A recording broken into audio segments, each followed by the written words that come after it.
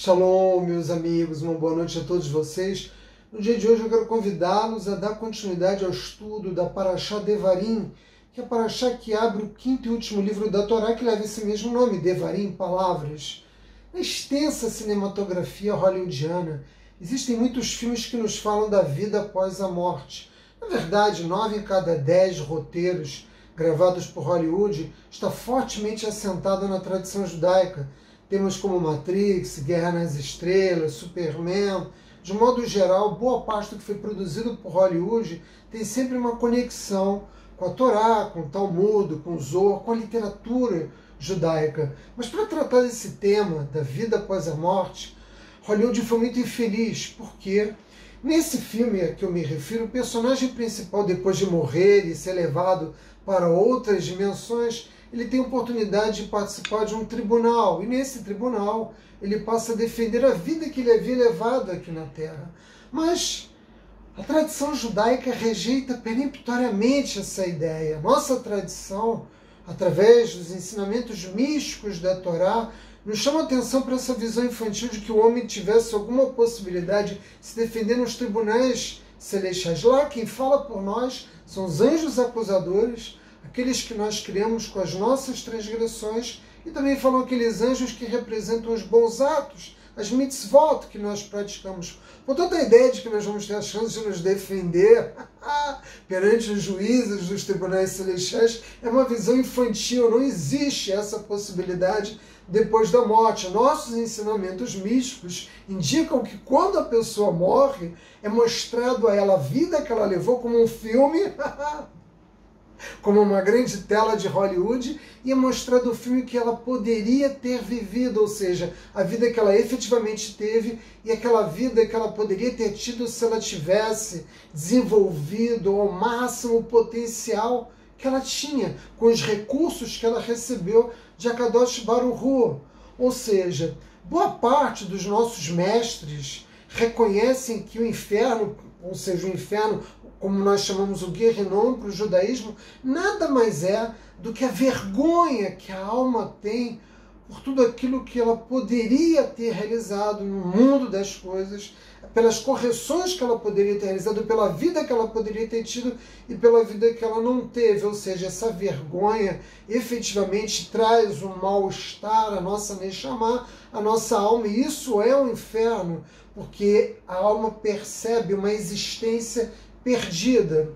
Na nossa Parashá Devarim, como em todo o livro, de mesmo título Devarim, nós vamos encontrar as palavras, porque é isso que significa. Mas que palavras são essas?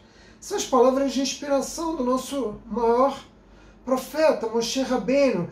Moshe Rabbeinu faz um discurso divino que constitui 20% de toda a Torá, já que o quinto livro da Torá é basicamente esse discurso de despedida que Moshe faz quando ele está muito próximo da morte. E é um discurso bastante eloquente, no qual ele faz uma revisão dos últimos 40 anos, fazendo repreensões ao povo judeu, mas também trazendo grandes ensinamentos. E ele nos fala justamente do que?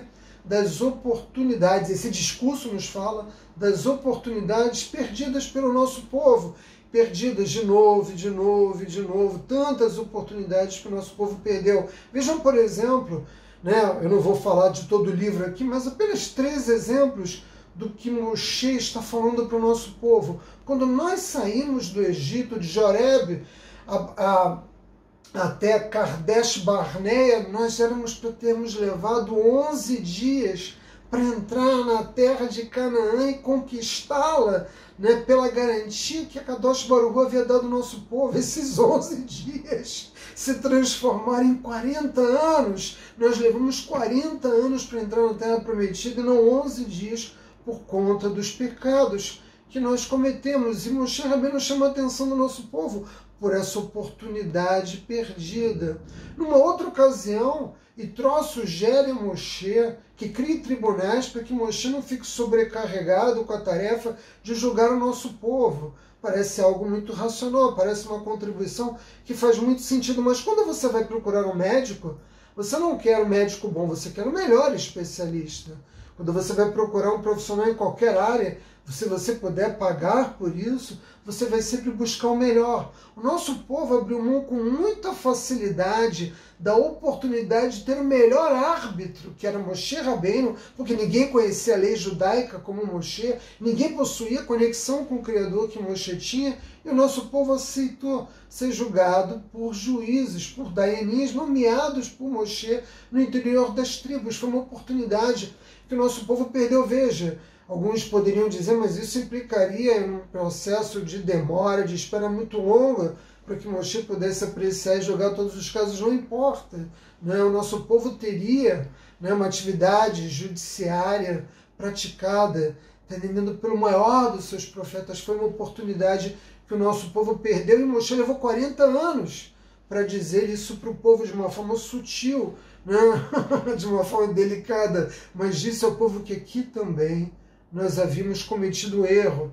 Mas o tema que indiscutivelmente mais causa incômodo a Moshe Rabbeinu é o fato de que o nosso povo enviou à terra de Canaã um grupo de 12 espiões, e quando eles retornaram com um relatório que dizia que era simplesmente impossível conquistar a terra que Deus havia prometido para nós, o que aconteceu? O povo aceitou a ideia de impossibilidade. Nesse ponto, Moshe diz que o nosso povo deveria ter confiado nas promessas de Akadosh Baruch Hu, nas garantias de Deus, mas o povo preferiu aceitar o relatório produzido por 10 dos 12 espiões. Vejam, nesses 3 casos que eu mencionei, o que nós temos é aquilo que são as oportunidades perdidas pelo nosso povo, e esses erros foram cometidos ao longo desses 40 anos, e isso que Moshe procura demonstrar.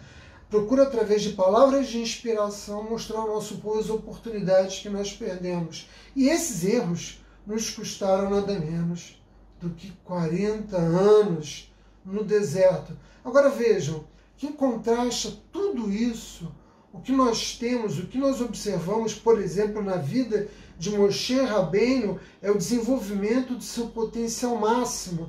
Recuemos um pouco na história do nosso povo e na narrativa da Torá. Akadosh Baruch Hu se revela para Moshe Rabbeinu na sarça ardente e diz: você vai ao Egito liderar o nosso povo em direção à liberdade. O que Moshe responde para ele? Está lá, contido na Torá. Eu não sou homem de palavras. Eu não tenho a capacidade de convencer o faraó a libertar o povo judeu. Eu não sou um homem de palavras. E agora ele faz um discurso magistral que equivale a 20% da Torá, nos falando de tudo aquilo que o nosso povo deveria ter feito e daquilo que nós devemos fazer. Aquele homem que tinha dificuldade de se comunicar, quando ele recebe a missão de Hashem, de libertar o nosso povo, de promover o êxodo do Egito, agora se comunica com facilidade e se transformou provavelmente no maior predicador da história humana. Vejam como é que Moshe é a prova viva de que nós temos sempre a oportunidade de desenvolver ao máximo o nosso potencial. Não vamos esperar morrer para descobrir isso através de um filme numa tela, não de Hollywood, mas nos tribunais celestiais, meus amigos. Boa noite, bye.